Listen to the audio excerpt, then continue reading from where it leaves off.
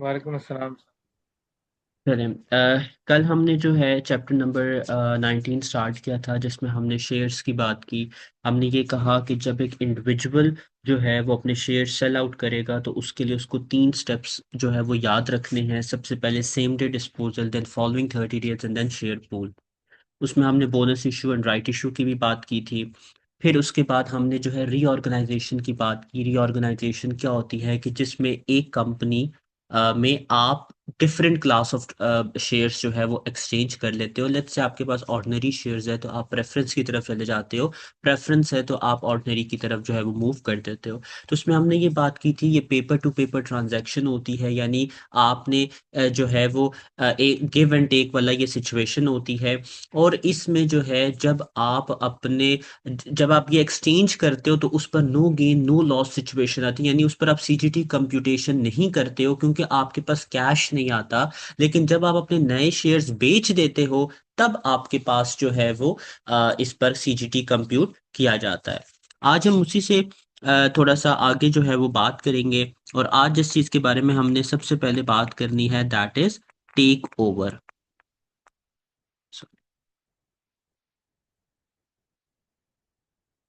अच्छा, अब take over क्या होता है? टेक ओवर का मतलब ये है कि जिस तरह मैंने आपको कल बताया था कि आपके पास जो है कंपनी ए है और आपके शेयर्स उस कंपनी ए में मौजूद हैं। कंपनी ए जो है वो कंपनी ए को कंपनी बी एक्वायर कर लेती है और कंपनी बी ये कहती है कि आपकी जो कंपनी ए में शेयर होल्डिंग है उसको आप छोड़ दें और उसके बदले हम आपको कंपनी बी में यानी अपनी कंपनी में हम शेयर्स जो है वो दे देते हैं। ठीक है। तो याद रखिएगा, अगेन जो टेक ओवर होता है ये भी आपकी क्या होती है, ये भी आपकी number one paper to paper transaction है। Paper to paper transaction. ठीक है। दूसरा, इसमें आपने ये बात याद रखनी है कि इसमें भी हम सीजीटी जो है वो कैलकुलेट नहीं करते, यानी जब आपकी जो है वो जब आपकी जो भी शेयर्स आपको नई कंपनी में मिलते हैं वो इन एक्सचेंज ऑफ पुराने शेयर्स मिलते हैं, तो आपको कैश क्योंकि नहीं इसमें मिल रहा होता या कैश इसमें इन्वॉल्व नहीं होता, तो आपने ये बात याद रखनी है कि इसमें आप सीजीटी कंप्यूट नहीं करोगे। लेकिन जब टेक ओवर में कैश भी इन्वॉल्व होता है, यानी फॉर इंस्टेंस वो ये कहते हैं कि देखिए आपकी जो शेयर होल्डिंग है कंपनी ए में, उसके बदले हम कंपनी बी में आपको शेयर्स भी देते हैं और साथ साथ आपको कुछ कैश भी देते हैं, तो फिर उस वक्त आपने उसका सीजीटी कंप्यूट करना होगा। पहली बात। दूसरी बात ये कि फॉर इंस्टेंस हम ये अज्यूम करते हैं कि कंपनी ए में आपकी शेयर होल्डिंग थी, कंपनी बी ने कंपनी ए को खरीद लिया और कंपनी बी आपको कंपनी बी में शेयर होल्डिंग ऑफर कर रही है, तो उस वक्त तो उस पर सीजीटी चार्ज नहीं होगा। लेकिन जब आप फर्दर कंपनी बी के शेयर्स बेच देंगे तब उस पर आपका सीजीटी चार्ज किया जाएगा। ठीक है। तो इसमें थ्योरी के पॉइंट ऑफ व्यू से तो इसमें कुछ ऐसा इतनी ज्यादा बातें जो है वो नहीं है। इसलिए यहां पर मैं इसका एक क्वेश्चन पेश करता हूं। कल जिस तरह हमने रीऑर्गेनाइजेशन के क्वेश्चंस किए थे, इसी तरीके से टेक ओवर के भी क्वेश्चंस हैं। फर्क सिर्फ इतना है कि टेक ओवर में हम कैश को भी कंसिडर करते हैं। ठीक है। तो हम जो है इसकी एक एग्जाम्पल करते हैं और एग्जाम्पल के थ्रू जो है मैं आपको इसका जो कॉन्सेप्ट है वो समझाता हूँ। आसान सा कॉन्सेप्ट है। कल अगर आपको रीऑर्गेनाइजेशन समझ में आई हुई है तो आपको ये वाला भी इजीली समझ में आ जाएगा। चलें इसको देख लेते हैं। कहता है mister Abdullah had purchased 4000 shares of alpha limited for 55,000। अब उसने अल्फा लिमिटेड, हम अज्यूम करते हैं हमारी कंपनी ए है, कंपनी ए में उसने 55,000 के 4000 शेयर्स खरीद लिए। On 1 July 2024 Beta Limited purchased Alpha Limited. Company B ने यानी जो बीटा है उसने अल्फा को एक्वायर कर दिया। And Mr. Abdullah has received two ordinary shares and one preference share in exchange of one ordinary share of beta। ठीक है। अब देखें इसमें हुआ क्या है। हुआ ये है कि सबसे पहले आपने यहां लिखना है अल्फा।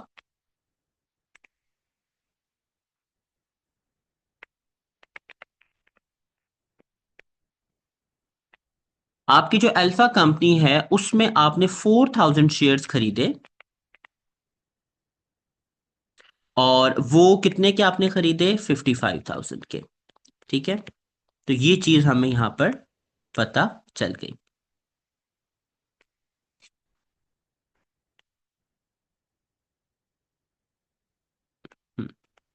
ठीक हो गया। चलिए, अब 4000 शेयर्स हमने अल्फा में खरीदे थे 55,000 के। ओके, वो ये कह रहा है कि अब बीटा ने अल्फा को एक्वायर कर लिया है, और हमें क्या मिला? हमें जो है वो बीटा कंपनी में जो है वो शेयर्स मिल रहे हैं। कितने के? हमें बीटा कंपनी में जो है वो शेयर्स मिल रहे हैं, 2 ऑर्डिनरी शेयर और 1 preference share, in exchange of 1 ordinary share of, अच्छा ये बीटा नहीं होगा, ये यहाँ पर जो है वो अल्फा कंपनी है। ठीक है, ये यहाँ पर गलत लिखा हुआ है, ये अल्फा कंपनी है। ठीक है, तो अब जरा देखें हुआ क्या हुआ। ये कि मैं यहां पर लिख लेता हूं, पहले हम ये कैलकुलेट करते हैं कि भाई बीटा कंपनी में आपको शेयर्स कितने मिले। तो देखें, बीटा लिमिटेड की हम बात करते हैं। नंबर 1 जब हम कहते हैं, वो कहता है 2 ऑर्डिनरी शेयर, यानी 4000 शेयर्स थे अल्फा में। ठीक है, आपको एक शेयर के बदले 2 शेयर्स मिले हैं बीटा में, विच मींस आपको बीटा में 8000, मैं ऑर्डिनरी की जगह सिर्फ ओ लिख रहा हूं एंड शेयर्स की जगह एस लिख रहा हूं। ठीक है, बीटा में आपको 8000 ऑर्डिनरी शेयर्स मिले। फिर वो ये कहता है कि आपको इसके साथ साथ जो है एक प्रेफरेंस शेयर भी आपको मिला। इसका मतलब है, नंबर 2, आपको जो 4000 आपके जो शेयर्स थे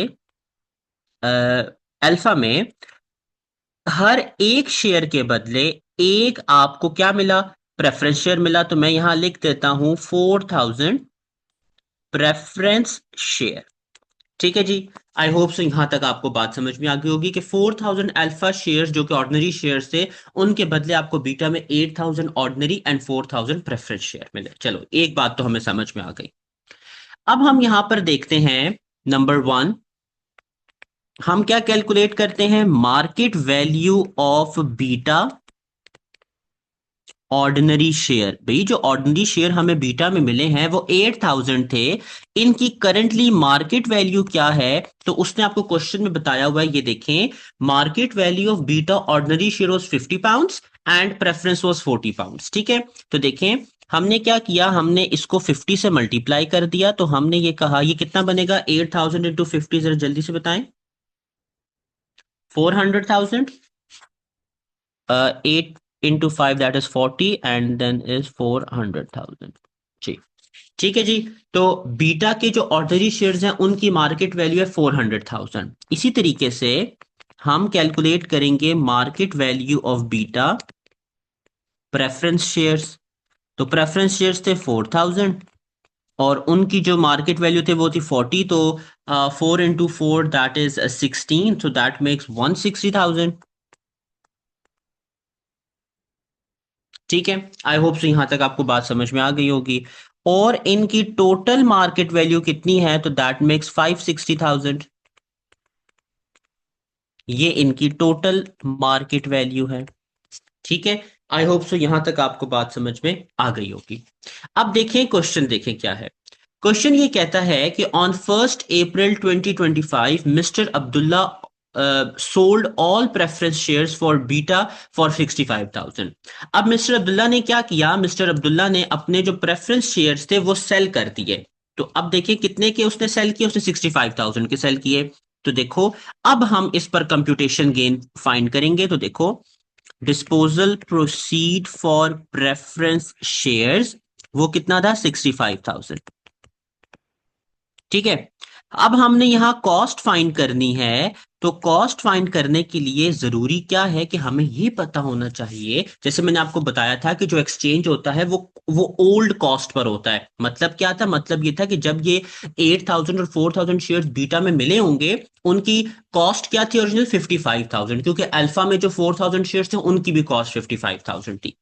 हम अब ये देखेंगे कि अच्छा 55,000 की जो कॉस्ट है उसमें से प्रेफरेंस शेयर्स को कितनी कॉस्ट जाएगी। उसको कैलकुलेट करने के लिए जिस तरह हमने कल कैलकुलेट किया था, तो वो कैसे हमने कैलकुलेट किया था, तो हम क्या करेंगे, हम ये देखेंगे कि प्रेफरेंस शेयर की मार्केट वैल्यू कितनी है, 160। तो 160 को न्यूमरेटर में रखेंगे, डिवाइड बाय टोटल कितनी है market value 560, multiply by cost that is 55,000। इसका आंसर जरा कैलकुलेट करके बताएं, कॉस्ट ऑफ प्रेफरेंस शेयर। जी इसका आंसर जरा कैलकुलेट करके बताइएगा।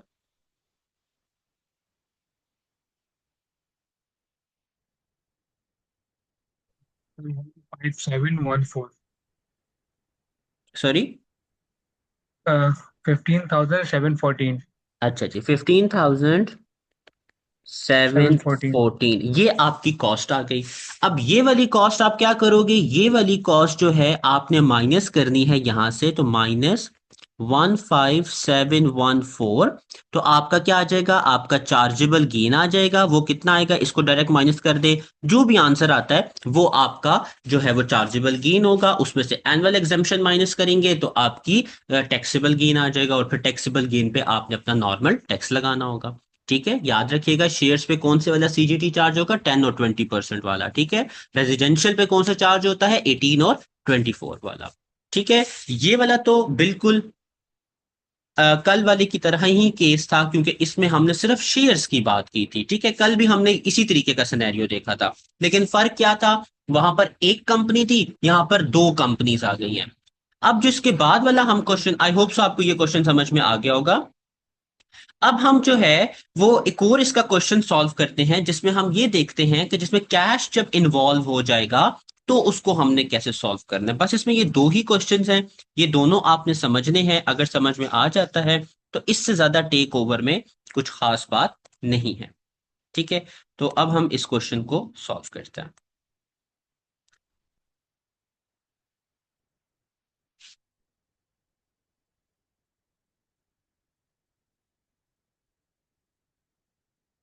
चलिए, अब जरा इस क्वेश्चन को देखिएगा, अगेन इसमें वही बातें हैं दोबारा से। तो देखें, मैं अब कंप्लीट उस तरीके से नहीं करूंगा, मैं डायरेक्ट यहां पर लिख रहा हूं कि भाई बीटा कंपनी में आपको कितने मिले, 8,000 आपको ऑर्डिनरी शेयर्स मिले, 4,000 आपको प्रेफरेंस शेयर्स मिले। ठीक है, आई होप सो आपको समझ में आ गया कि वो शेयर मैंने कैसे कैलकुलेट, नहीं सॉरी ये थोड़ा सा, ठीक है, हाँ, हाँ, ओके। ठीक है, 8,000 आपको ऑर्डिनरी शेयर मिले, आपको पता है वो मैंने कैसे कैलकुलेट किया। ठीक है, अब यहां पर जो इंपॉर्टेंट बात है वो ये कह रहा है कि उसको उसको जो है, सॉरी, उसको जो $25 जो है, sorry, pound share in exchange of alpha भी मिला। यानी उसको ऑर्डिनरी शेयर के साथ साथ कुछ पैसे भी मिल गए। अब पैसे कैसे मिले, तो वो ये कहता है कि देखो, उसने एक अल्फा के शेयर के बदले उसको कितने पैसे मिले, उसको 25 पाउंड्स मिले। तो आपने क्या करना है, ये तो ऑर्डिनरी शेयर हो गया, आप यहां पर लिखो कैश। कैश कितना मिला, तो देखो अल्फा में कितने शेयर थे, 4,000। ठीक है, ये अल्फा के शेयर में यहां लिख देता हूं ए। हर शेयर के बदले उसको कितने पैसे मिले, 25 पाउंड्स मिले। तो इसको आप जरा कैलकुलेट करें, तो ये आपका बनेगा 100,000। यानी उसको कितना कैश मिला, 100,000 का कैश मिला। ठीक है, उसको शेयर्स भी मिल गए, उसको 100,000 का कैश भी मिल गया। अब आपकी पॉकेट में कैश आ गया है, तो इस कैश पर आपने क्या करना है, इस कैश पर आपने इंस्टेंट चार्जेबल गेन लगाना है। अब इंस्टेंट चार्जेबल गेन कैसे लगेगा, तो आप डायरेक्ट यहां पर लिख दो, कैश आपको कितने का मिला, 100,000 का। लेकिन इस कैश की कॉस्ट कितनी थी, अब वो कॉस्ट कैसे फाइंड होगी, वो बिल्कुल वैसे ही फाइंड होगी जैसे हमने पिछला वो मार्केट वैल्यूज का हिसाब लगाया था। कैश की तो मार्केट वैल्यू यही होती है। तो आपने क्या करना है, देखो, हमने कैश फाइंड करना है ना, कैश की कॉस्ट फाइंड करनी है, तो आप कैश की मार्केट वैल्यू क्या होगी, ऑब्वियसली 100,000 ही होगी। डिवाइड कर दो, 100,000 कैश की मार्केट वैल्यू और 400,000 ऑर्डिनरी शेयर्स की मार्केट वैल्यू, ये आ गई 500,000। ठीक है, मल्टीप्लाई बाय 55,000। इसको जरा कैलकुलेट करके बताएं, इसका आंसर क्या आएगा, 11,000। तो आपके कैश की जो कॉस्ट है वो कितनी आ जाएगी, 11,000। ठीक है, 11,000 इसमें से माइनस करें, जो भी आपका आंसर आता है वो आपका कैश के केस में चार्जेबल गेन हो जाएगा। ये आपने इंस्टेंटली इस पर टैक्स पे करना, सॉरी सीजीटी पे करना होगा। क्यों? क्योंकि आपको कैश मिला है। आपने 8,000 शेयर्स पर कब पे करना होगा, जब आप उसको बेचोगे।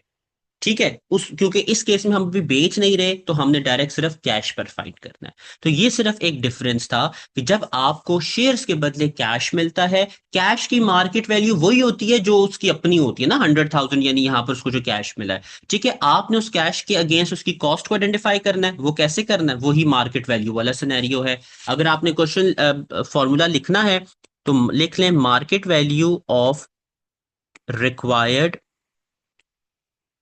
या मार्केट वैल्यू ऑफ शेयर्स, जो भी शेयर्स आप फाइंड कर रहे हो, ठीक है, divide by market value of total shares multiply by cost. और ये कौन सी वाली कॉस्ट है, ये ओरिजिनल कॉस्ट होती है। तो इस केस में मार्केट वैल्यू ऑफ शेयर्स क्या थी, 100,000, क्योंकि कैश की बात हो रही थी। टोटल शेयर्स क्या थी, 100,000 प्लस 8,000 ऑर्डिनरी शेयर्स की मार्केट वैल्यू 400,000। तो 500,000 आ गया, मल्टीप्लाई बाय हमने कॉस्ट, जो ओरिजिनल वाली कॉस्ट थी, उसको हमने क्लासिफाई किया। ठीक है जी। यहां तक अगर आपका कोई भी सवाल है तो पूछ लें, नहीं तो हम आगे चलते हैं। सर ये क्वेश्चन जरा मिनिमाइज कीजिएगा। अच्छा अच्छा सर, ये लो।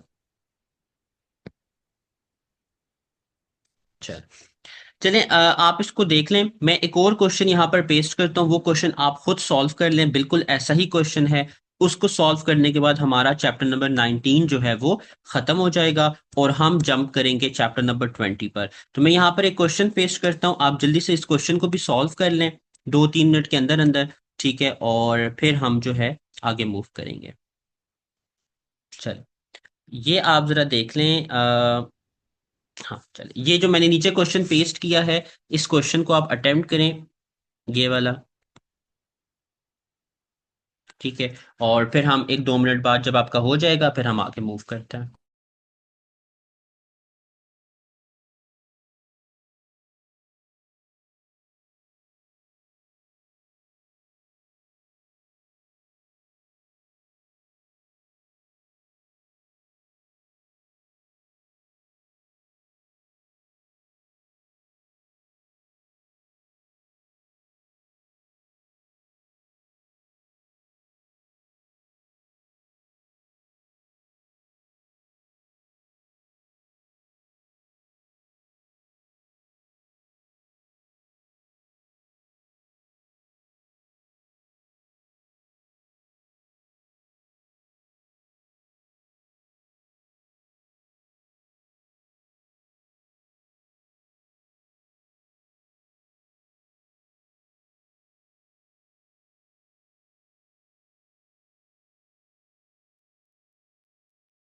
भाग में ये न्यू चैप्टर स्टार्ट होने लगा है अभी। सॉरी। न्यू चैप्टर स्टार्ट होने लगा। जी, बस थोड़ी देर तक।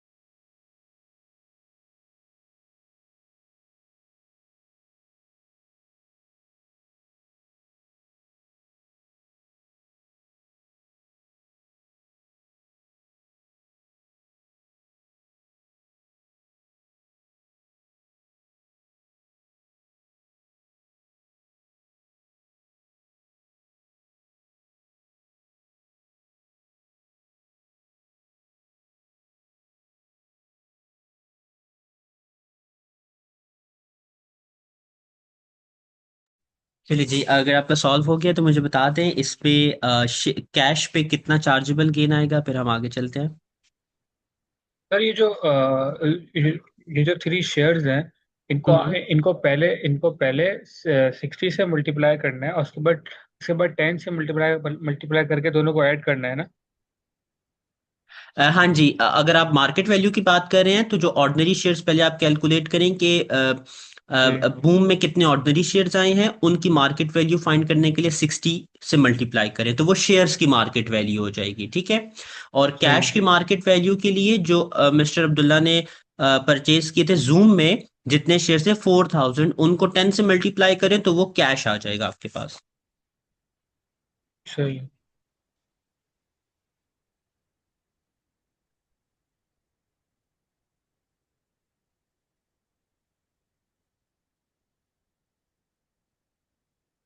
जी समीर, आपका भी हो गया? 685,000 आ रहा है। सॉरी, कितना?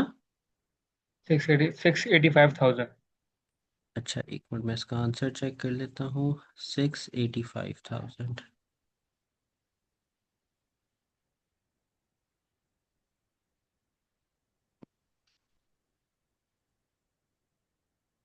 आपने कैसे किया जरा बताइएगा।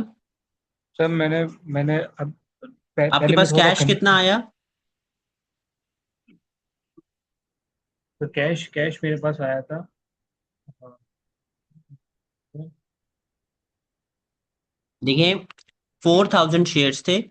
एक शेयर के बदले जी। आपको 10 पाउंड कैश मिल रहा है, तो फोर हाँ। Thousand into ten one. करेंगे तो 40,000 का आपके पास कैश आ जाएगा, ठीक है। जी जी जी। तो जी कैश जी। आपके पास आया 40,000 का। इसमें से आपने माइनस करनी है कैश की कॉस्ट। अब वो कैसे माइनस करेंगे, तो वो माइनस करने के लिए देखें, 40,000 को न्यूमरेटर में रखें, डिवाइड करें 40,000 प्लस जो आपके शेयर्स है उनकी मार्केट वैल्यू कैसे बनेगी, तो पहले आप ये कैलकुलेट करें कि कितने शेयर्स आएंगे।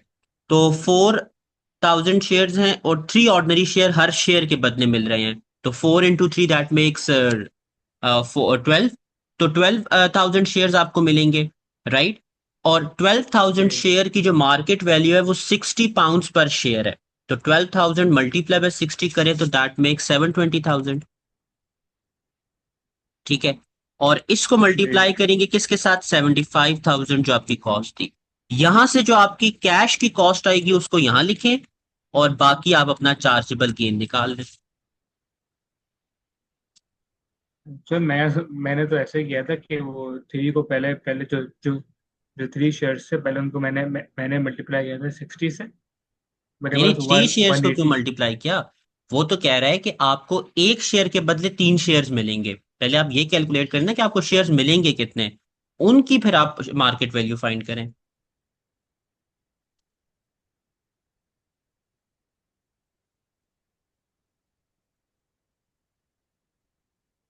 कुछ समझ में आया? कितने कितने 190 शेयर्स थे।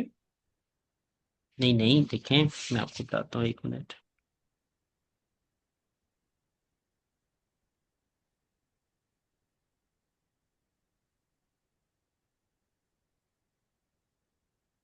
ये देखें, वो ये कह रहा है कि आपने जूम में जो है, सॉरी, जी आपने जूम में 4000 शेयर्स खरीदे, ठीक है। जी और आपको बूम कंपनी में जूम के अब कितने शेयर है, 4000 शेयर में, यानी हर शेयर के बदले आपको बूम में कितने शेयर्स मिले, 3 शेयर्स मिले, थ्री। जी ठीक है। अब जूम में कितने शेयर थे, 4000, तो बूम में कितने हो जाएंगे, इसको मल्टीप्लाई बाय 3 करें तो ये 12,000 शेयर बन जाएगा। यानी जूम के एक शेयर के बदले बूम अपने 3 शेयर्स दे रहा है, ठीक है। सही सही। तो बूम में जी 12,000 शेयर्स आ गए, प्लस जी वो कहता है कि हम आपको हर शेयर के बदले जो आपका जूम में है, आपको $10 पाउंड कैश भी दे रहे हैं, तो इसका मतलब है 40,000 आपको कैश भी मिलेगा। ये शेयर है, ये कैश है। जी। अब सही। बूम के शेयर्स आपके पास आ गए 12,000, इनकी मार्केट वैल्यू कैलकुलेट करो तो इनको मल्टीप्लाई बाय 60 करो तो वो आ जाएगा 720, ठीक है। जी और उसमें तो प्लस कैश ऐड सेवन, कर दो। जी 720 होगी मार्केट वैल्यू शेयर्स की, 40,000 का कैश हो गया तो दैट मेक 760, जी ठीक है। और उसको 75,000 माइनस कर दो। नहीं, माइनस नहीं करना ना, देखो अब आपने ये कैलकुलेट करना है कि इन 4000 की जो ओरिजिनल कॉस्ट थी वो थी 75,000। इस जी 75,000 का कितना हिस्सा हम कैश को एलोकेट करेंगे, तो कैश था 40,000 का, डिवाइड करो ठीक है। 760 से, मल्टीप्लाई बाय 75,000। जो आंसर आएगा वो आपको ये बताएगा अच्छा 40,000 के अगेंस्ट आपने इतना कॉस्ट जो है वो अपॉर्शन करनी है। तो 40,000 में से उस कॉस्ट को माइनस करो, बाकी चार्जेबल गेन आ जाएगा। सही है। ठीक है जी, बाकी आपका हो गया अली और सबीर, आप लोगों का हो गया? Yes sir. यार जो अच्छा अच्छा। तकरीबन F3 वाला है ये, वो जो F3 में पढ़ते थे, हाँ, सेम इसी तरह ही उसी की ऑलमोस्ट। तरह ये। चलें, अब हम जरा आगे चलते हैं चैप्टर नंबर 20 की तरफ, जो आपका हम्म, चलिए, अब हम जो है नेक्स्ट चैप्टर स्टार्ट कर रहे हैं, चैप्टर नंबर 20। ये आपका सीजीटी का one of the most important chapter है। ठीक है, ये आपने याद रखना है। अगर सीजीटी का चैप्टर सॉरी अगर सीजीटी का क्वेश्चन 10 मार्क्स का कंस्ट्रक्टिव क्वेश्चन आता है सेक्शन सी में, तो यू कैन 100% अज्यूम कि आपका इस चैप्टर में से कोई ना कोई आपका पोर्शन जरूर टेस्ट होगा। ठीक है, और अगर चलो वहां नहीं भी आता, अगर एमटीक्यू में आता है तो ये आपके एरिया जरूर टेस्ट होंगे। अगर एमटीक्यू में नहीं आता तो एमसीक्यू में जरूर ये चीज आपकी टेस्ट होगी। तो ये आपका 100% कंफर्म है कि ये चैप्टर लाजमी आपका सीजीटी में टेस्ट होगा। अच्छा, अब इस चैप्टर में है क्या, इस चैप्टर में हम डिफरेंट रिलीफ्स की बात करते हैं। यानी देखिए, हमने अभी तक ये पढ़ा, आप ये चीज बेचोगे इस पर इतना गेन आएगा, ये चीज बेचोगे इस पर ऐसे गेन आएगा। तो एचएमआरसी कहता है कि देखो, हम इतने जालिम नहीं है कि हम आपकी हर चीज पर आपको जो है वो गेन टैक्स चार्ज करें। हम आपको एक लिस्ट प्रोवाइड कर देते हैं, इस लिस्ट में कुछ ऐसे रिलीफ्स हैं और उनकी कुछ कंडीशंस हैं। अगर आप ये कंडीशंस मीट कर जाते हो, आपको वो वाला रिलीफ मिल जाएगा। टैक्स में रिलीफ का मतलब क्या होता है? रिलीफ का मतलब ये होता है आपको वो टैक्स या तो ऑन द स्पॉट नहीं देना पड़ेगा, number one, and number two, या तो आपको वो टैक्स एग्जेम्प्ट हो जाएगा। दो बातें हैं। टैक्स रिलीफ का मतलब ये है या तो आपको उस स्पेसिफिक चीज पर ऑन द स्पॉट टैक्स नहीं देना पड़ेगा, या फिर आपका जो टैक्स उस चीज जिस चीज पर भी टैक्स लग रहा है वो एग्जेम्प्ट हो जाएगी, यानी आपको उस पर टैक्स ही नहीं देना पड़ेगा। ठीक है, अब इसमें डिफरेंट रिलीफ्स हैं। सबसे पहले नाम देख लेते हैं। सबसे पहले आपका रोल ओवर रिलीफ है। जो आपको याद हो तो हमने 2 दिन पहले जो रोल ओवर की बात की थी, तो वहां भी मैंने आपको ये बात बताई थी। ये वाला रोल ओवर रिलीफ उसी से मिलता जुलता है, थोड़ी सी मजीद बातें हम इसमें करेंगे। फिर उसके बाद गिफ्ट होल्ड ओवर रिलीफ है। फिर बिजनेस एसेट डिस्पोजल रिलीफ है, बड़ा ही इंपॉर्टेंट है। इन्वेस्टर रिलीफ है। गिफ्ट होल्ड ओवर भी बड़ा इंपॉर्टेंट है। और आखिर में हम बात करेंगे प्राइवेट रेजिडेंस रिलीफ और लेटिंग रिलीफ की। तो इन टोटल आपके ये 6 रिलीफ्स बनते हैं। कोशिश करेंगे 3 आज कवर अप करें और 3 जो है हम कल कवर अप करेंगे। बड़ी आसान सी बातें हैं, लेकिन इसमें मेजर चीज आपने इनकी कंडीशंस को याद रखना होगा। ठीक है, चलें, अब हम आगे बात करते हैं। हम सबसे पहले बात करेंगे रोल ओवर रिलीफ की। ठीक है, क्योंकि वो सबसे आसान है, हमने थोड़ा बहुत पढ़ा भी हुआ है, तो हम सबसे पहले फौरन उसी की तरफ ही मूव करेंगे।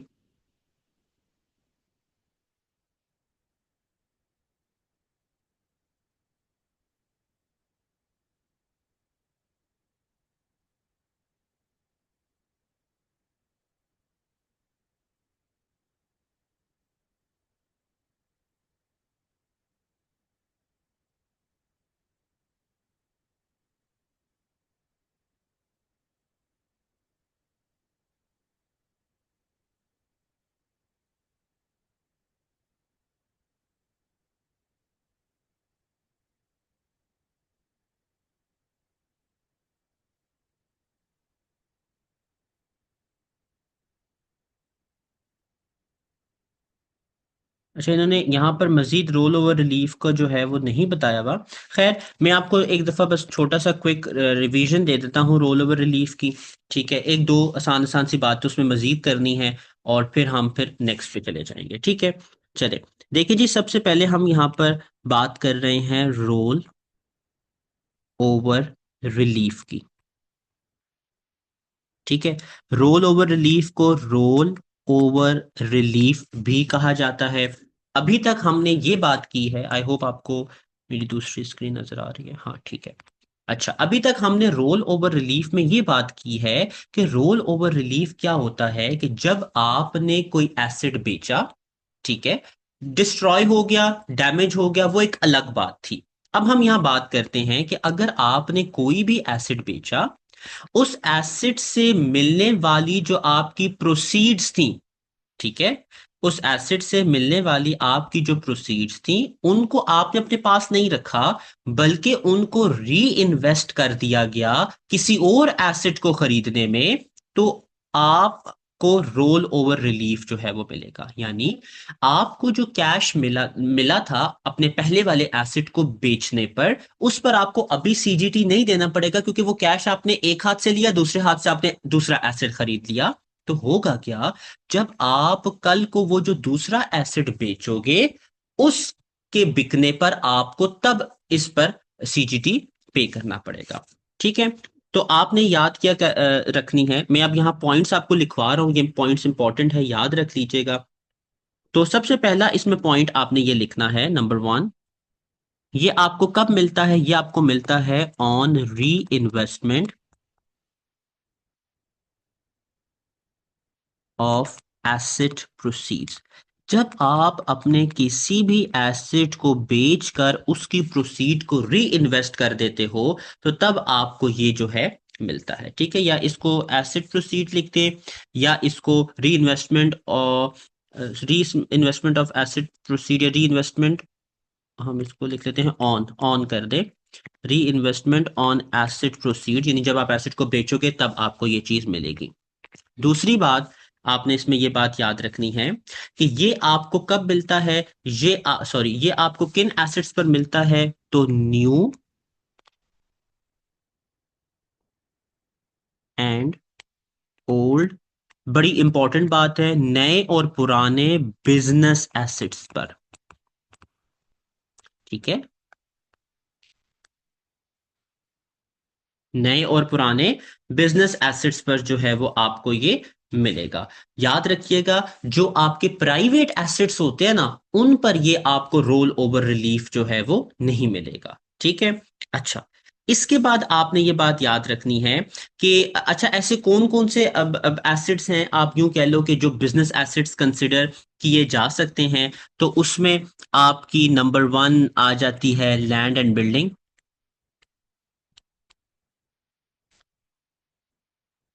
आपके कह लो मूवेबल या plant property, plant and equipment कह लो, जो आपकी मूवेबल मशीनरी होती है। ठीक है, और इसके अलावा जो आपकी गुडविल होती है, उस पर भी आपको ये चीज मिल सकती है। ठीक है, तो ये आपके कुछ एसेट्स हैं जिन पर आपको रोल ओवर रिलीफ मिलता है। अब इसके बाद जो है आपने ये बात याद रखनी है कि जो आपने एसेट खरीदा है, यानी जो ये बात मैंने आपको पहले भी बताई थी कि जब आपने एक एसेट बेचा, तो उसके बिकने से जो आपको प्रोसीड्स मिली हैं, उनको विद इन 12 मंथ्स आपने री इन्वेस्ट करना होगा नए एसेट में। तो वो बात यहां भी अप्लाई होगी कि आपकी जो प्रोसीड्स हैं, नंबर 3 पॉइंट यहां लिख लें कि आपकी जो प्रोसीड्स हैं, आपकी जो प्रोसीड्स होंगी, शेल, नॉट शेल नहीं लिखेंगे, लिखेंगे मस्ट,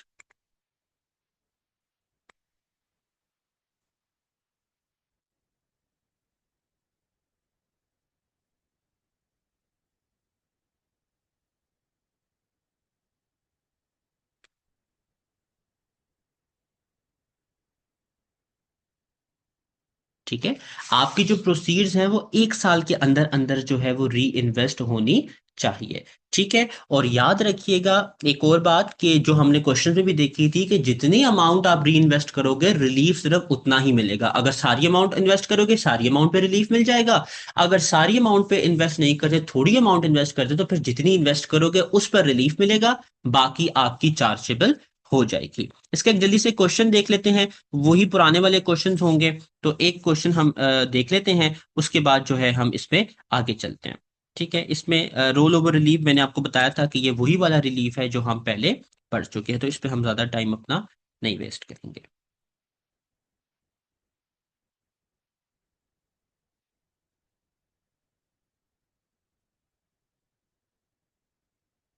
अच्छा, चलें, इस पे हम बात करते हैं।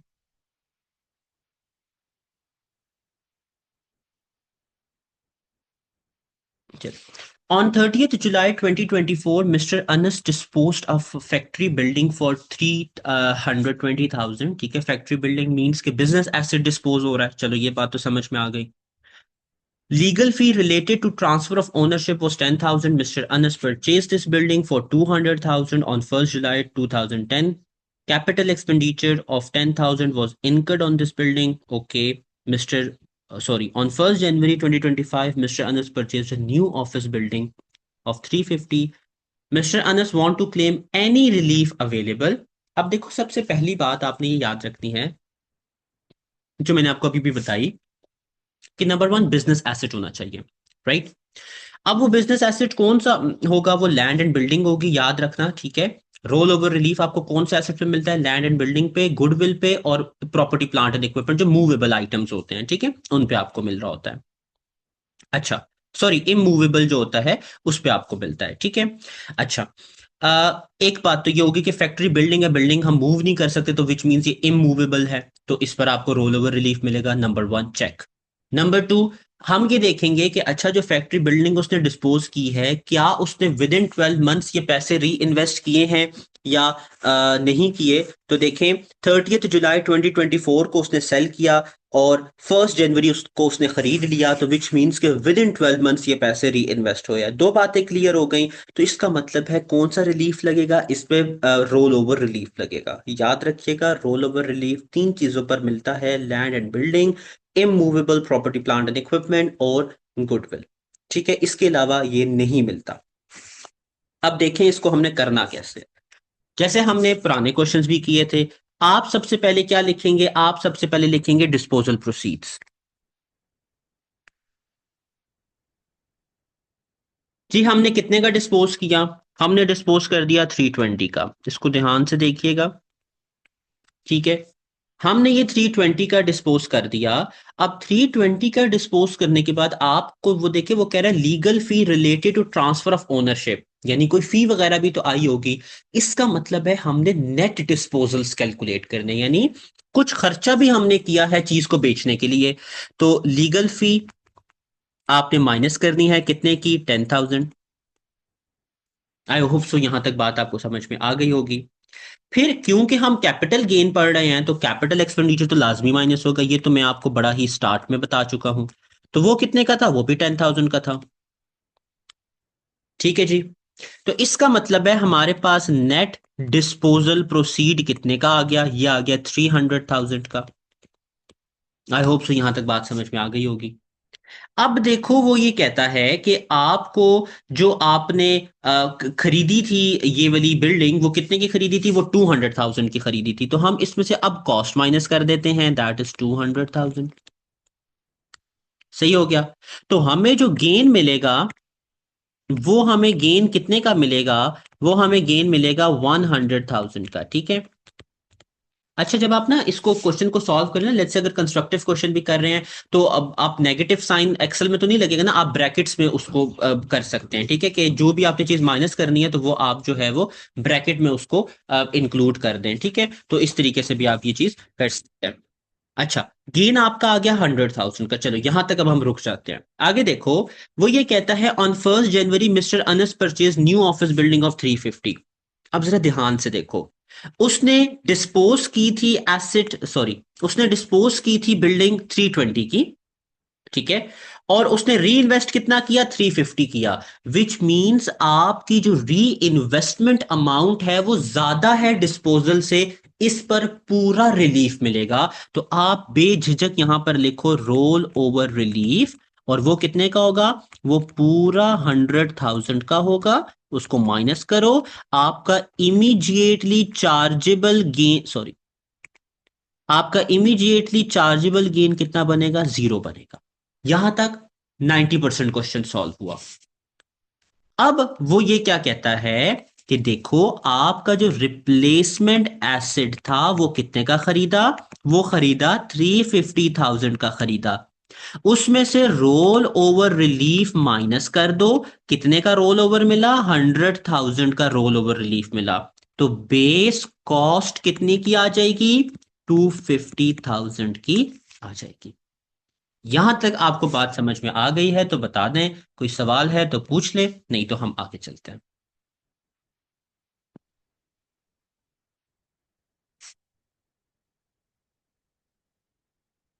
चलें चलें एक और क्वेश्चन इसका सॉल्व करते हैं, फिर उसके बाद हम देखते हैं कि इस क्वेश्चन में क्या सिचुएशन है। ठीक है, देखिए क्वेश्चंस मैं आपको सॉल्व इसलिए करवा रहा हूं ताकि आपको ये भी समझ में आए कि डिफरेंट तरह के क्वेश्चंस जो है वो कैसे टेस्ट किए जाएंगे। तो ये क्वेश्चंस बेसिकली आपके वो इलोस्ट्रेशंस ही हैं जो आपकी बुक में लिखी हुई हैं। तो आपने इनको जो है वो जरूर सॉल्व जो है वो करना है। ठीक है, टेस्ट और अंडरस्टैंडिंग्स आपने जरूर सॉल्व करनी है।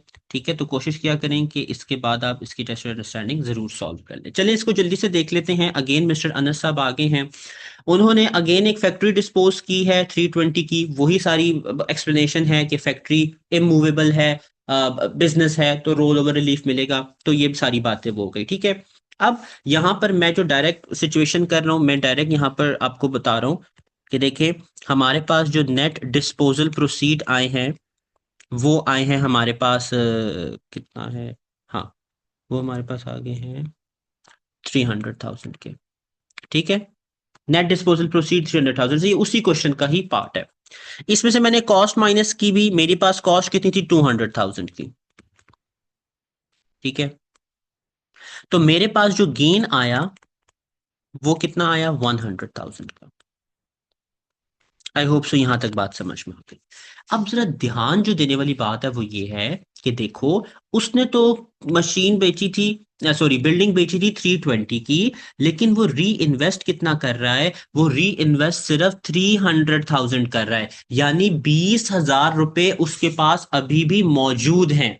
देखो आपकी प्रोसीड कितनी थी 320। एक और बात जो यहां जहन में रखनी है, आपने यहां पर ग्रॉस प्रोसीड्स लेनी है, नेट प्रोसीड्स नहीं लेनी आपने। ठीक है, तो ये बात याद रखना। प्रोसीड्स 320 की थी, आपने री इन्वेस्ट कितना किया 300,000 किया।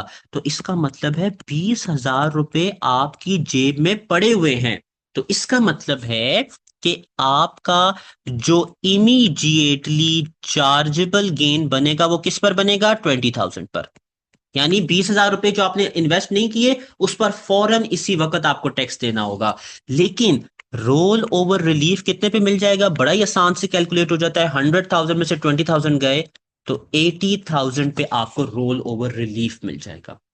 अब अगेन वही बात आ गई, हमने क्या कैलकुलेट करनी है? Base cost. तो देखो आपने 300,000 री इन्वेस्ट कर दिया, रोल ओवर रिलीफ आपको 80,000 का मिला। तो इसका मतलब है इस केस में 220 जो है आपकी क्या बन जाएगी? सॉरी मैंने उल्टा गलत कर दिया। 320 जो है, ओहो सही कर रहा था, न्यू एसेट की कॉस्ट थी 300,000। ठीक है, 80,000 माइनस कर दिया तो ये आ गया 220। तो न्यू एसेट की जो कॉस्ट बेस कॉस्ट आएगी वो क्या आएगी? 220 आ गई। यहां तक अगर आपको कोई बात पूछनी है तो पूछ लें, नहीं तो हम आगे चलते हैं। जो समझाने वाली बात थी वो ये थी कि रोल ओवर रिलीफ कब मिलेगा आपको? लैंड एंड बिल्डिंग, गुडविल और इमूवेबल पर मिलेगा। विद इन 1 ईयर आपको री इन्वेस्ट करनी होती है अमाउंट, और पूरी अमाउंट इन्वेस्ट करोगे तो पूरा रिलीफ मिल जाएगा, यानी पूरा गेन पे रिलीफ मिलेगा। और अगर आधी अमाउंट या उससे कम करोगे तो फिर आपको अमाउंट जो इन्वेस्ट नहीं की होगी उस पर फॉरेन टैक्स देना होगा, और जो अमाउंट आप इन्वेस्ट कर चुके होगे उस पर आपकी बेस कॉस्ट रिड्यूस हो जाएगी। ठीक है जी, यहां तक आई होप सो आपको बात जो है वो समझ में आ गई होगी। जी यहां तक अगर कोई क्वेश्चन है तो पूछ लें, नहीं तो हम आगे चलते हैं।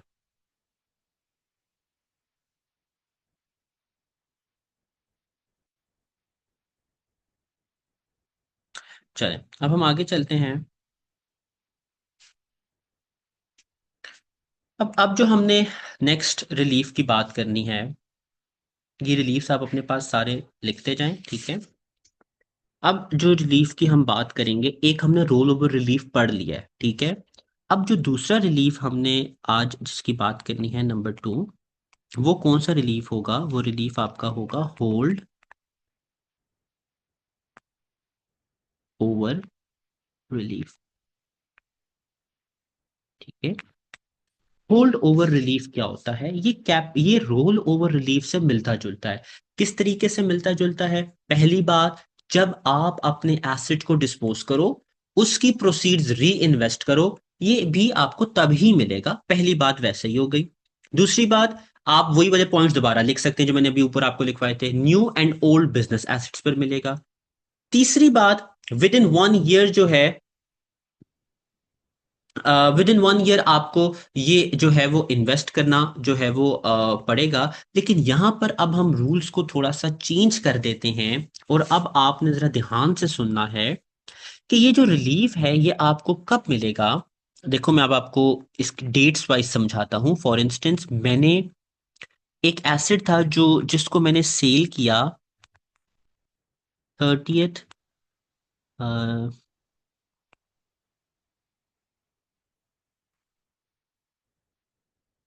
जून 2024। ठीक है, मैंने एसेट सेल कब किया? 30th जून 2024। ठीक है। अब आप ध्यान से सुनो इस बात को कि इससे मिलने वाली जो प्रोसीड्स होंगी वो आपने ये बनेगा, यानी अगला साल जुलाई से स्टार्ट होगा ना? हाँ ठीक है। 30th June 2025, 2026 and 2027। अब जरा ध्यान से सुनो, इस सेल से मिलने वाली जो प्रोसीड्स होंगी वो मैं अगले 3 सालों तक इन्वेस्ट कर सकता हूं। ठीक है। मैंने आपको अभी तक क्या बताया कि आपने जो भी चीज बेची है उससे मिलने वाली जो प्रोसीड्स होंगी वो आपने 1 साल तक इन्वेस्ट कर दी है। ठीक है, अभी तक हमने ये बात की थी। अब इसको थोड़ा सा एक्सटेंड करते हैं हम लोग। आपने जो भी एसेट बेचा, उस एसेट से मिलने वाली जो प्रोसीड्स होंगी वो आप अगले 3 सालों तक इन्वेस्ट कर सकते हो। ठीक है, आई होप सो यहां तक बात समझ में आ गई। यानी फॉर इंस्टेंस, आपने कोई एसेट 30th जून 2024 को बेचा, वो उस एसेट से मिलने वाली जो प्रोसीड्स थी वो आप कब तक इन्वेस्ट कर सकते हो? 30th जून 2027 तक। ठीक है। अभी तक मैंने आपको समझाने के लिए 1 ईयर का ब्रैकेट लिया था, जो आपने देखा कि जितने क्वेश्चन उसमें 1 ईयर में वो इन्वेस्ट कर रहा था। अब हम थोड़ा सा मजीद इसको आगे लेके चलते हैं कि आपको जो प्रोसीड्स मिली हैं वो आप 3 सालों तक इसको इन्वेस्ट कर सकते हो। ये पहली बात आपने याद रखनी है। दूसरी बात, आपने सेल की है 30th जून 2024 को, आप इससे 1 साल पीछे चले जाओ। 1 जुल सॉरी,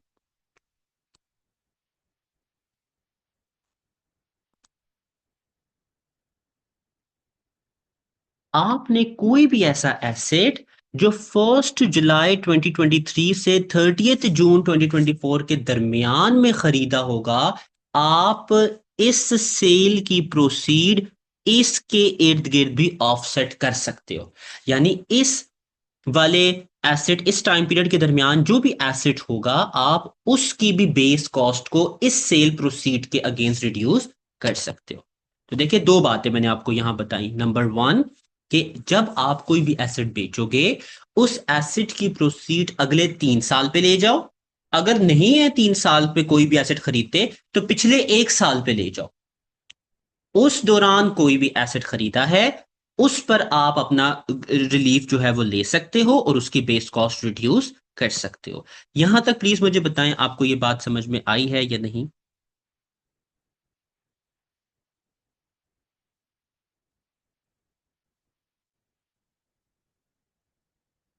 जी सर, आई है। जी, बाकी और अच्छा, बाकी दोनों ही है, चलें सही है, ठीक है। ठीक है, तो ये बात आपने जहन में रखनी है। अब जो मेजर चीज है कि भाई, हम रोल ओवर रिलीफ भी पढ़ रहे हैं, हम होल्ड ओवर रिलीफ भी पढ़ रहे हैं, तो दोनों के दरमियान मेजर डिफरेंस क्या है? मेजर डिफरेंस ये है कि होल्ड ओवर रिलीफ आपको कब मिलता है? आपको डेप्रिशिएटिंग, क्या स्पेलिंग होते हैं? DEP, डेप, RICIATING, हाँ, डेप्रिशिएटिंग एसेट पर मिलता है। ठीक है। होल्ड ओवर रिलीफ किस पर मिलेगा? डेप्रिशिएटिंग एसेट पर मिलेगा। आई गेस आपको पता होगा डेप्रिशिएटिंग एसेट क्या होता है। कोई भी ऐसा एसेट जिसके लिए आप डेप्रिसिएशन कैलकुलेट करते हो। According to tax purpose depreciating asset वो एसेट होता है जिसकी यूजफुल लाइफ जो है वो लेस देन, उल्टा लिख दिया, वो लेस देन 60 years होती है। ठीक है, ये सारी बातें आपकी बुक पे लिखी हैं, लेकिन इनको यहाँ बताने का मकसद ये है, हर रिलीफ के कुछ छोटे मोटे रूल्स हैं, लिख लें तो ज्यादा बेहतर है। होल्ड ओवर रिलीफ की पहली 3 बातें वही पुराने वाली रोल ओवर रिलीफ में मैंने कही।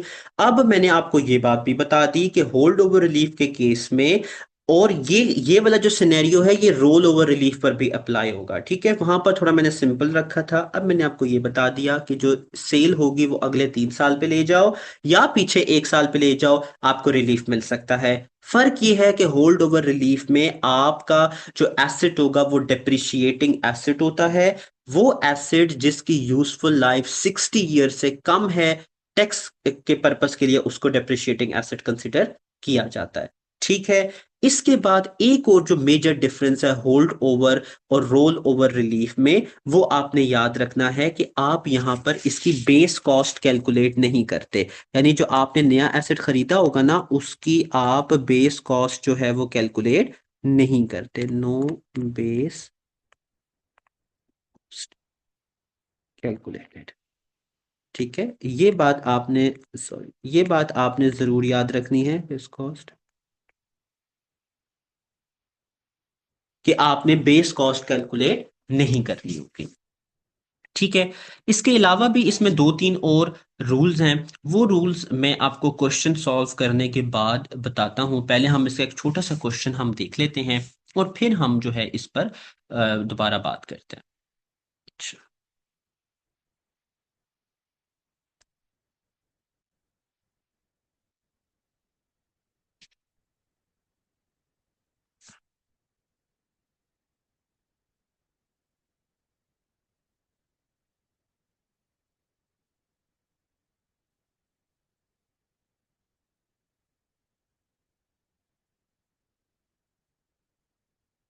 चल, इस क्वेश्चन को जरा देखिएगा। On 30th July 2024 mister Anas disposed of lease hold factory building. देखो, अब यहाँ पर क्या बात आ रही है, यहाँ पर लीज होल्ड फैक्ट्री बिल्डिंग की बात आ रही है। रोल ओवर रिलीफ में हमने लीज की कोई बात नहीं की थी, तो विच मीन्स कि यहाँ पर अब हम क्या कंसिडर करेंगे कि आपकी फैक्ट्री बिल्डिंग क्या है? आपकी फैक्ट्री बिल्डिंग डेप्रिशिएटिंग एसेट है, क्योंकि लीज आपकी लेस देन 60 years कंसिडर या की जाएगी, 50 years लेस देन कंसिडर की जाएगी। ठीक है, तो ये बात आपने इस तरीके से डिफ्रेंशिएट करनी होगी। फॉर 420,000 लीगल फी रिलेटेड 10,000 थी, बिल्डिंग 250 की परचेज की, कैपिटल एक्सपेंडिचर 10,000 का था, तो ये बाकी सारा वही है। अब हम जरा लेके चलते हैं कि हम किस तरीके से इस पर रिलीफ कैलकुलेट करेंगे। द वेरी फर्स्ट थिंग जो आपने याद रखनी है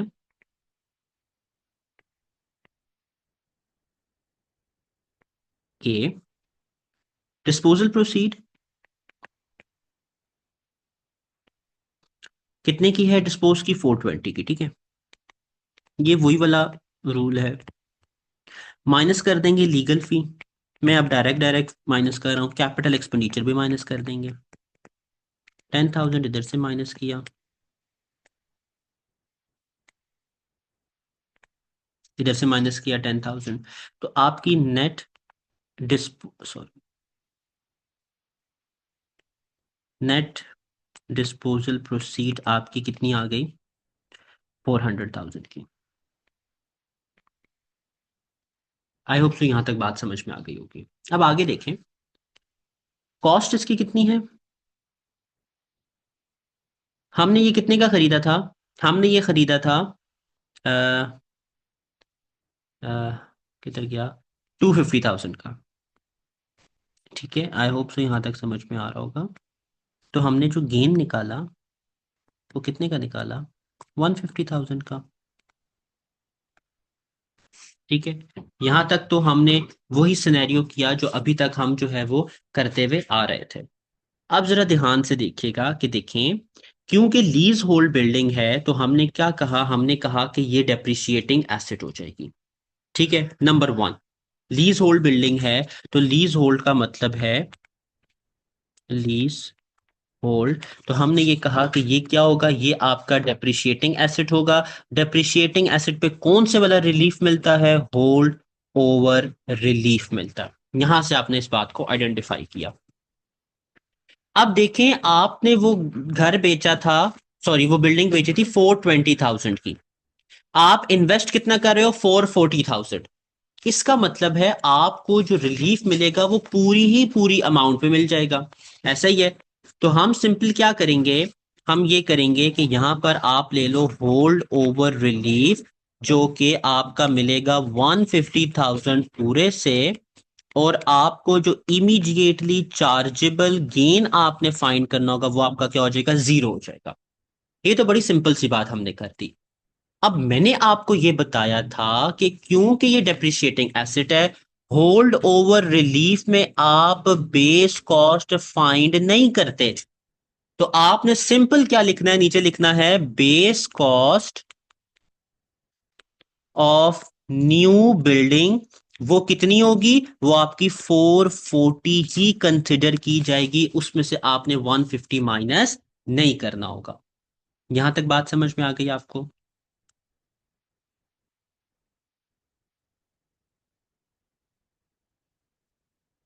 अ, जी सर।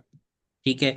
अब इसी तरीके से हम एक और क्वेश्चन इसमें देखते हैं, इसी का सेकंड पार्ट। और अब हम देखते हैं कि क्या होगा अगर हम जो है अमाउंट अपनी सारी की सारी इन्वेस्ट नहीं करते। तो वो भी बड़ा आसान सा केस है। ठीक है, बिल्कुल रोल ओवर से मिलता जुलता है, लेकिन होल्ड ओवर और रोल ओवर में फर्क आपको आना चाहिए। Roll over non depreciating asset पर होता है, होल्ड ओवर डेप्रिशिएटिंग एसेट पर होता है। रोल ओवर में बेस कॉस्ट फाइंड की जाती है, होल्ड ओवर में बेस कॉस्ट फाइंड नहीं की जाती। ठीक है, बाकी तमाम चीजें दोनों में सेम है। तो देखो, मैं यहां पर अगेन इसी को हम कर लेते हैं। तो देखो, अ, हमारा जो नेट डिस्पोजल प्रोसीड आ रही थी वो कितने की आ रही थी, वो आ रही थी 400,000 की। ठीक है, मैं अब डायरेक्ट यहां पर इसको लेके चल रहा हूं। कॉस्ट हमने आपको पता है 250 फाइंड की हुई थी, तो आपने ये बोला कि आपका जो गेन आएगा वो कितने का आएगा, वो 150,000 का आ जाएगा। ठीक है, चलो दूसरा मैंने आपको बताया क्योंकि ये लीज है तो इस पर आपको होल्ड ओवर रिलीफ मिलेगा। लीज का मतलब है ये डेप्रिशिएटिंग एसेट होगा, इस पे नो बेस कॉस्ट आएगी, ऐसा ही है। अब ध्यान से देखो, आपने वो बिल्डिंग बेची 420,000 की, आप री इन्वेस्ट कर रहे हो 395, आप सारे पैसे री इन्वेस्ट नहीं कर रहे हो। तो देखो, आपको 420 मिला, आपने 395 इन्वेस्ट कर दिया, पीछे कितना बचा, 25,000, ऐसा ही है। इसका मतलब है कि इस गेन में से जो इमीडिएटली चार्जेबल गेन होगा वो कितना होगा, वो 25,000 हो जाएगा। और जो आपको होल्ड ओवर रिलीफ के केस में मिलेगा, 25 150 से माइनस करो तो 125, यानी आपको होल्ड ओवर रिलीफ कितना मिलेगा, 125 पे आपको रिलीफ मिलेगा। और आखिरी बात, जो बेस कॉस्ट होगी वो तो आपकी 395 ही रहेगी न्यू एसेट की, ऐसा ही है। यहां तक आपको बात समझ में आ गई? जी जी जी सर।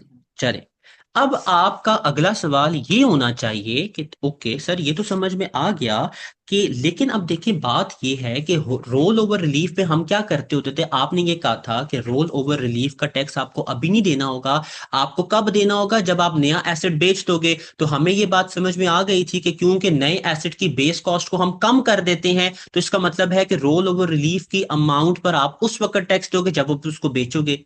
लेकिन यहां पर तो हम होल्ड ओवर रिलीफ से बेस्ड कॉस्ट को रिड्यूस ही नहीं कर रहे, तो हम होल्ड ओवर रिलीफ पर टैक्स कब देंगे? क्योंकि एक बात तो हमें पता है कि एचएमआरसी टैक्स माफ तो नहीं कर रही, वो सिर्फ रोल ओवर करवा रही है, यानी नेक्स्ट टाइम आप दे दो। तो उसका आंसर ये है कि याद रखिएगा क्योंकि होल्ड ओवर रिलीफ पर आपकी बेस कॉस्ट कम नहीं की जाती, तो ये जो होल्ड ओवर रिलीफ आपका आया है ना, इस पर आप टैक्स जो है कब देते हो? आप तीन चीजों को कंसिडर करते हो। मैं अब वो तीन चीजें लिखवाता हूं, वो आपने जरा यहां पर ध्यान से लिखनी भी है और सुननी भी है। तो आपने याद रखना है कि इन hold over relief tax is paid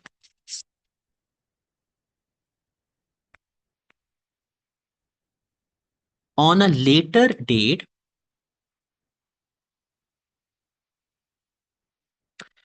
in holdover relief tax is paid on a later date which is earliest of the following.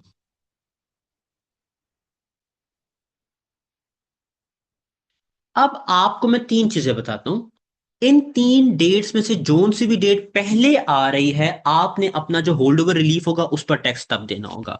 Number one,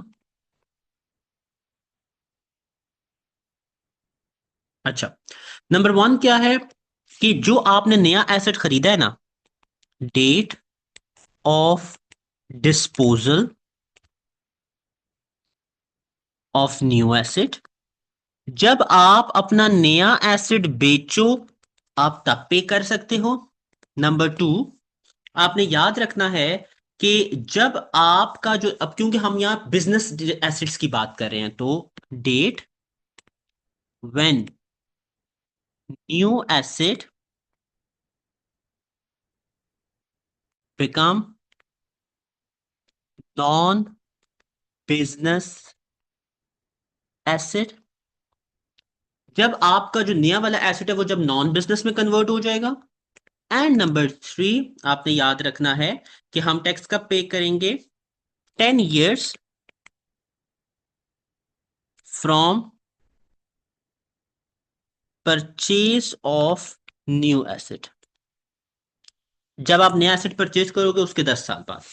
ठीक है, तो इन तीनों में से जोन सी भी डेट पहले आ रही है, फॉर इंस्टेंस आपने आज नया एसेट बेचा और 3 साल बाद उसको बेच दिया, तो आपने टैक्स 3 साल बाद पे करना है। आपने एसेट आज खरीदा लेकिन आपने उसको 20 साल बाद बेचा, लेकिन टैक्स कब दोगे? आज से 10 साल बाद। आपने एक एसेट खरीदा आज और 4 साल बाद आपने उसको प्राइवेट में कन्वर्ट कर दिया, तो आप जिस दिन प्राइवेट में वो कन्वर्ट होगा उस दिन आप उसका टैक्स दोगे। तो ये तीन बातें आपने याद रखनी है कि जब होल्ड ओवर रिलीफ की बात आती है, क्योंकि हम बेस कॉस्ट इससे रिड्यूस नहीं करते क्योंकि डिप्रिशिएटिंग एसेट होता है, तो आपने ये याद रखना है कि होल्ड ओवर रिलीफ तीन डेट्स में से अर्लीस्ट पर दिया जाएगा। Date of disposal of new asset, 10 years from the date of purchase, and जब आपका बिजनेस एसेट जो है वो प्राइवेट में कन्वर्ट हो जाएगा। तो ये बात आपने in case of hold over relief याद रखनी होगी। ठीक है, यहां तक अगर कोई भी सवाल है आपका तो पूछ लें, नहीं तो हम आगे चलते हैं।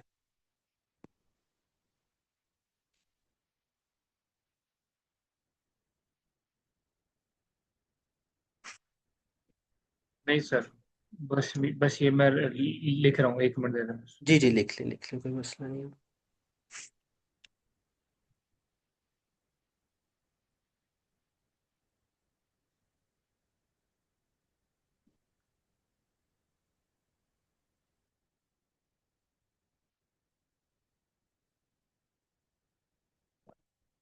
लिख लिया।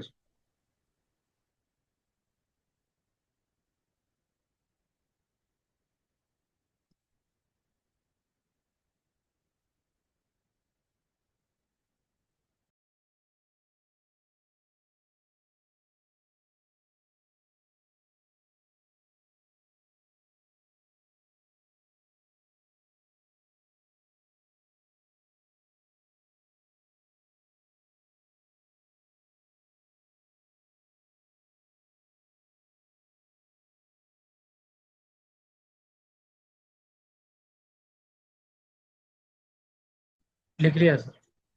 अच्छा ठीक है, बस अब यहाँ तक हमारा होल्ड ओवर रिलीफ जो है वो खत्म हो गया है। ठीक है, अब हम स्टार्ट करते हैं अपना नेक्स्ट रिलीफ। बस मुझे जरा 2 मिनट दे दें, फिर हम स्टार्ट करते हैं।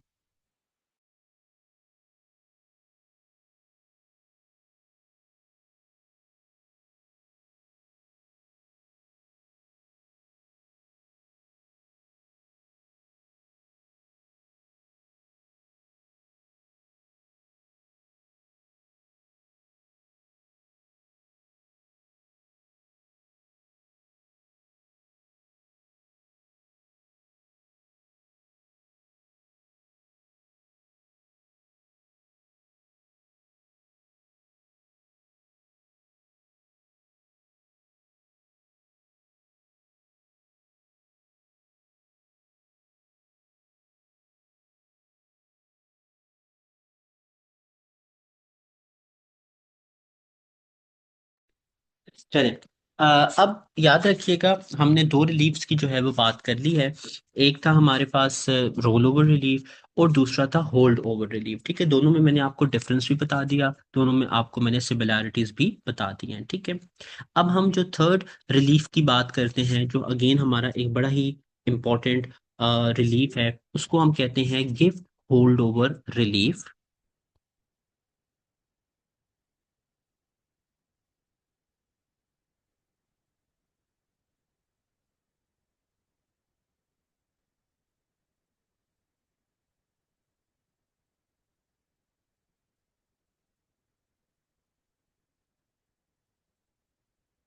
ठीक है, गिफ्ट होल्ड ओवर रिलीफ जो है आपका तब आता है जब आप जो है अपना कोई भी एसेट गिफ्ट कर देते हो किसी बंदे को। मैं दोबारा बोल रहा हूँ, गिफ्ट होल्ड ओवर रिलीफ जो है आपका तब आता है जब आप अपना कोई भी एसेट गिफ्ट कर देते हो अब किसी भी बंदे को। ठीक है, अब आपने यहां पर मैं आपको कंडीशंस लिखवाता हूं कि कब गिफ्ट होल्ड ओवर रिलीफ आपको मिलेगा, तो आप वो कंडीशंस अपने पास लिख लें।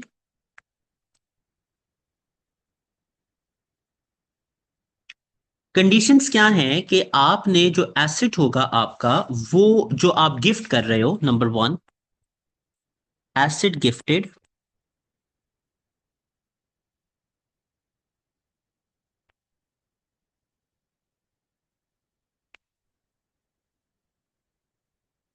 Is business asset. जब मैंने यहां कहा कि एसेट जो आप गिफ्ट कर रहे हो वो बिजनेस एसेट होगा, तो बिजनेस एसेट का क्या मतलब है? बिजनेस एसेट में तीन बातें आपने जो है वो याद रखनी है। सबसे पहली बात कि वो एसेट ट्रेड में यूज हो रहा है, यूज्ड इन ट्रेड। ठीक है, दूसरी बात आपने ये बात याद रखनी है कि अगर वो ट्रेड में यूज चलो नहीं हो रहा, तो वो अनकोटेड कंपनी के शेयर्स हैं, यानी जो स्टॉक पे लिस्टेड नहीं है, शेयर्स ऑफ अनकोटेड कंपनी। ठीक है, एंड नंबर थ्री, और अगर वो किसी ऐसी कंपनी के यानी कोटेड कंपनी के शेयर्स हैं, तो फिर वो शेयर होल्डिंग लेस देन 5% है। Shares of quoted company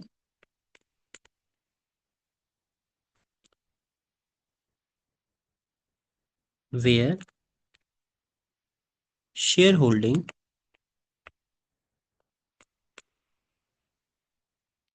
is less than 5%। ठीक है, ये तीन बातें आपने याद रखनी है कि जब आप गिफ्ट होल्ड ओवर रिलीफ की बात करोगे तो वो gift hold over relief business asset पर लगेगा। बिजनेस एसेट में यहाँ पर कौन कौन सी बातें आएंगी? वो एसेट जो ट्रेड में यूज हो रहा है, वो एसेट जो, sorry, shares of unquoted company, या शेयर्स ऑफ जो कोटेड कंपनी है जिसमें आपकी शेयर होल्डिंग जो है वो आपकी, सॉरी ये मैंने उल्टा लिख दिया है, आपकी लेस देन नहीं, आपकी ग्रेटर देन है, sorry, share holding is greater than. ठीक है, वो जो लेस देन होता है उसके लिए दूसरा रिलीफ होता है, ये आपकी ग्रेटर देन 5% होगी। ठीक है, तो ये देख लीजिएगा कि आपकी जो शेयर्स ऑफ कोटेड कंपनी है वो शेयर होल्डिंग ग्रेटर देन 5% होनी चाहिए। अच्छा, फिर इसके अलावा एक और जो इसमें कंडीशन है वो आपने ये बात याद रखनी है, number two, donor and donee, donor जो एसेट देगा एंड डोनी जो एसेट लेगा, both shall agree to claim gift hold over relief. Donor और डोनी दोनों ने ही अग्री करना होगा इस क्लेम को हासिल करने के लिए। ठीक है, ये दूसरी कंडीशन है। तीसरी कंडीशन जो है, if donee pays any consideration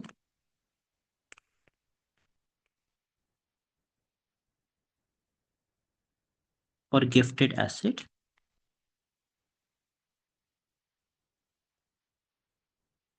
then this shall reduce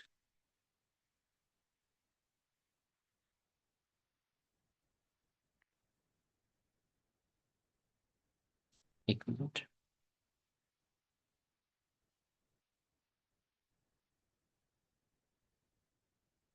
okay sorry ठीक है then this shall reduce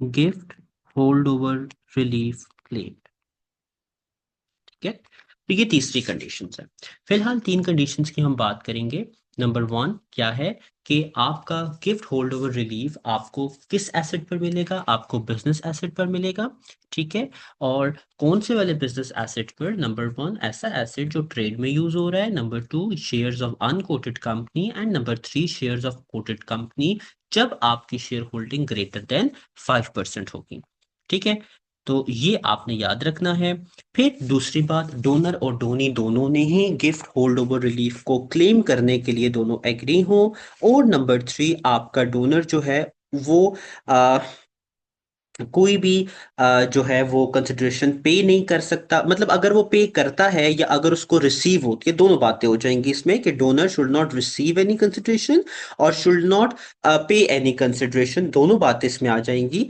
in exchange for the gift अगर वो एस उसको कोई कंसिडरेशन मिलती है या वो पे करता है तो आपकी जो गिफ्ट होल्ड ओवर की रिलीफ की अमाउंट है वो क्या हो जाएगी वो रिड्यूस हो जाएगी ठीक है अच्छा यहां तक तो तीन बातें हमने कर दी ठीक है अब आपने ये बात याद रखनी है कि जब भी आप कोई भी एसेट गिफ्ट करोगे तो उसको गिफ्ट करने के लिए आपने उसकी मार्केट वैल्यू कंसिडर करनी होगी ठीक है जब भी आप कोई भी एसेट जो है वो गिफ्ट करोगे तो आपने उसको गिफ्ट करने के लिए उसकी मार्केट वैल्यू कंसिडर करनी होगी ठीक है मैं दोबारा बोल रहा हूं जब भी आपने कोई भी एसेट गिफ्ट करना है तो उसकी market value of asset consider करनी होगी अब मार्केट वैल्यू ऑफ एसेट कौन सी होगी तो वो ये कहता है कि मार्केट वैल्यू ऑफ एसेट हो सकती है अगर डोनर की डिस्पोजेबल वैल्यू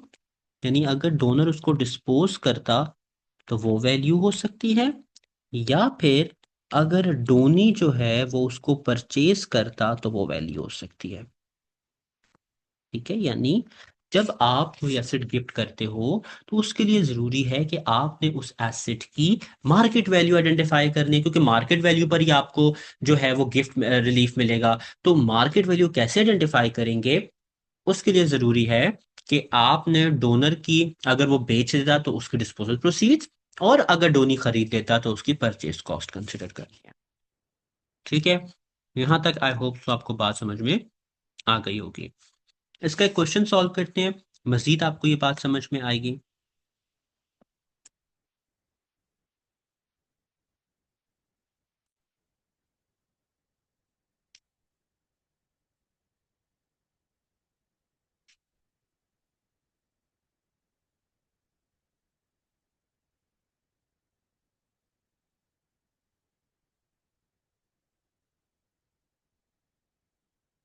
चलें इस क्वेश्चन को देख लेते हैं on 6 November 2024 Mr John gifted his shop to his daughter देखो गिफ्ट रिलीफ जब भी आएगा ना तो उसमें गिफ्ट का वर्ड जरूर आएगा हैंड ओवर का भी आ सकता है गिफ्ट का भी आ सकता है ठीक है ज्यादातर गिफ्ट यूज होता है On 6 November 2024, Mr. John gifted his shop to his daughter when market value of the shop was 120,000 देखो उसने बता दिया कि अगर वो शॉप बेच देता तो उसकी वैल्यू क्या थी 120,000 ठीक है लीगल कॉस्ट 10,000 थी जॉन ने वो शॉप कब खरीदी थी 80,000 की खरीदी थी और जॉन और उसकी बेटी दोनों ही gift hold over relief claim कर रहे हैं आपने क्या बताना है calculate amount of gift relief and base cost of asset gifted to John अच्छा बाय जॉन सॉरी बड़ा ये आसान सा क्वेश्चन है सिंपल क्वेश्चन है इसको देखें आपने कैसे सॉल्व करना है तो देखें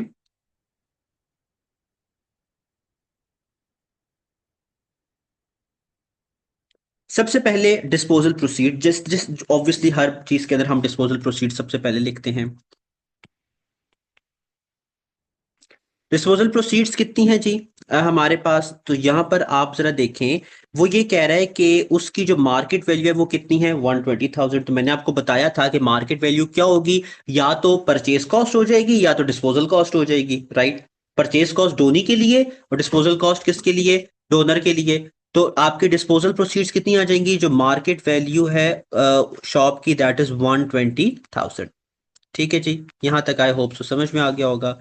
इसमें आपने लीगल फी को माइनस करना है, तो लीगल फी आपकी कितनी है, 10,000। तो वो आप इसमें से 10,000 माइनस कर दें, तो आपकी नेट डिस्पोजल प्रोसीड जो है वो कितनी आ जाएगी, वो आ जाएगी 110,000। ठीक है, इसमें से आप अपनी कॉस्ट को माइनस करें कि वो शॉप ओरिजिनली कितने की खरीदी गई थी, वो खरीदी गई थी 80,000 की। ठीक है, तो इसका जो आंसर आ जाएगा वो आ जाएगा 30,000। ठीक है, आई होप सो यहां तक आपको बात समझ में आ गई होगी। अब देखिए आपका ये जो गेन बना है वो कितना बना है, वो गेन आपका बना है 30,000 का। लेकिन जो बाप बेटी हैं उन्होंने gift hold over relief consider कर दिया है। तो अब गिफ्ट होल्ड ओवर रिलीफ की वजह से आप यहां पर लिखोगे गिफ्ट होल्ड ओवर रिलीफ, आपने पूरा लिखना है, मैं सिर्फ शॉर्ट फॉर्म लिख रहा हूं। 30,000 की पूरी अमाउंट हमेशा कंसिडर होगी, इमीडिएटली चार्जेबल गेन आपका जीरो हो जाएगा। ठीक है, अब आपने क्या करना है, अब देखो जो बेटी है उसको दुकान कितने की मिली है, 120,000 की मिली है। यानी दुकान की जो मतलब मार्केट वैल्यू है वो कितनी है, 120,000। ठीक है, इसमें गिफ्ट होल्ड ओवर रिलीफ आप माइनस करो, कितने का मिला है वो आपको, 30,000 का। तो ये कितने की दुकान बनी, ये बनी 80,000 की। ऐसा ही है, तो आपने क्या करना है, ये जो सॉरी 90,000 आपका बनेगा। ठीक है, तो आपका क्या बनेगा, 90,000। अब ये जो 90,000 है ये क्या है, ये आपकी बेस कॉस्ट है, किसके लिए, डॉटर के लिए। तो जब कल को डॉटर बेचेगी इस दुकान को तो वो बेस कॉस्ट क्या लेगी, 90,000। तो विच मीन्स कि उस वक्त वो उस पर गिफ्ट होल्ड ओवर जो है उसको टैक्स देना पड़ जाएगा। यहां तक आपको बात समझ में आ गई है तो बता दें, एक नजर इस क्वेश्चन को देख लें फिर हम आगे चलते हैं।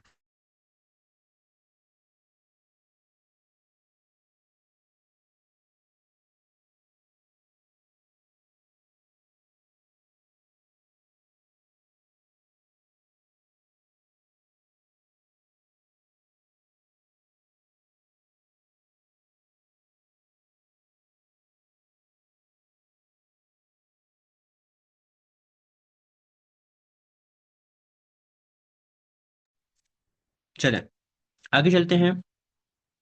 देखें सारे रिलीफ्स आपके एक जैसे ही हैं, फर्क किधर होगा, फर्क होगा कि जब, सॉरी, कब कौन से वाला रिलीफ आपने लगाना है। ठीक है, एक और क्वेश्चन देख लेते हैं, इसी तरीके का क्वेश्चन है।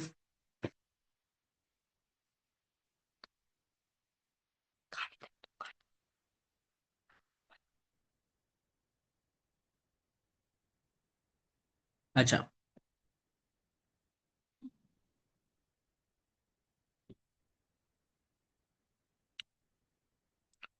अ, अब हम इस क्वेश्चन को देख लेते हैं।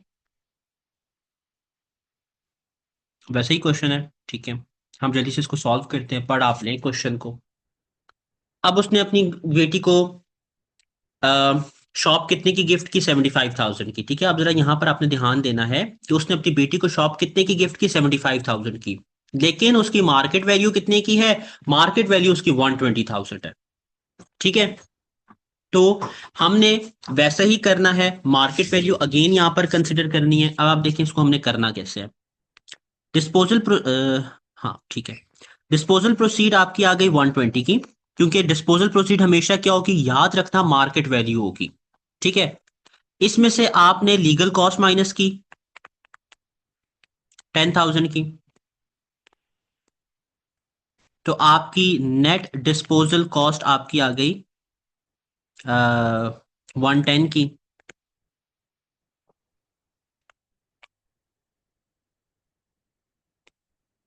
ठीक है, 110,000 की।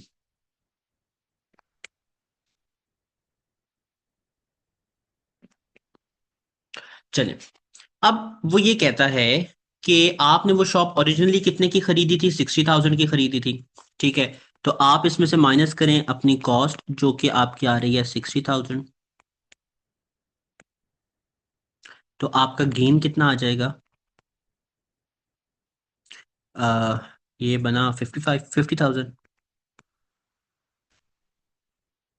ठीक है, अब देखें, आपने गेन कितना आ गया 50,000 का, लेकिन बाप ने अपनी बेटी को शॉप कितने की बेची, 75,000 की बेची। यानी बेटी ने 75,000 बाप को पे कर दिया। मार्केट वैल्यू कितनी थी, 120,000। तो देखो, मार्केट वैल्यू है आपकी 120,000। ठीक है, ओ सॉरी, मैंने तक लिख दिया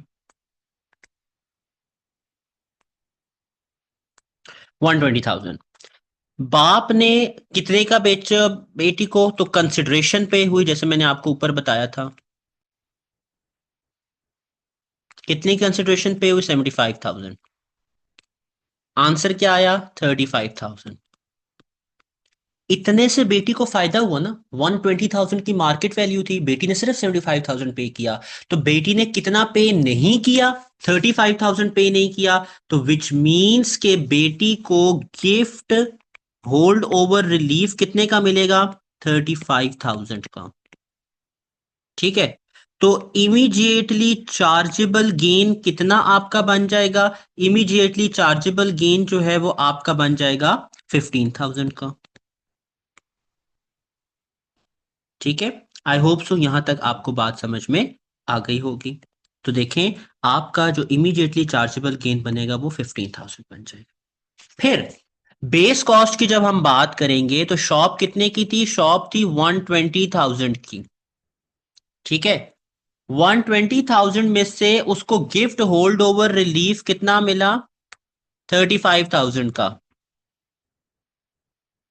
इसका मतलब है कि जो आपकी बेस कॉस्ट क्या कंसिडर होगी, 85,000 आपकी बेस कॉस्ट कंसिडर हो जाएगी उस शॉप के लिए।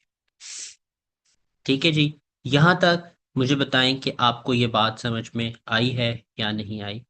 तो आपने क्या करना है, जब आप कोई भी कंसिडरेशन पे करोगे तो वो कंसिडरेशन आपकी गिफ्ट होल्ड ओवर को क्या करेगी, वो रिड्यूस कर देगी। ठीक है, कितने से रिड्यूस करेगी, difference between the market value and the consideration. ठीक है जी, यहां तक आपने याद रखना है कि ये गिफ्ट होल्ड ओवर रिलीफ यहाँ पर कंप्लीट हो गया। अगर यहाँ तक आपका कोई सवाल है तो प्लीज पूछ लें।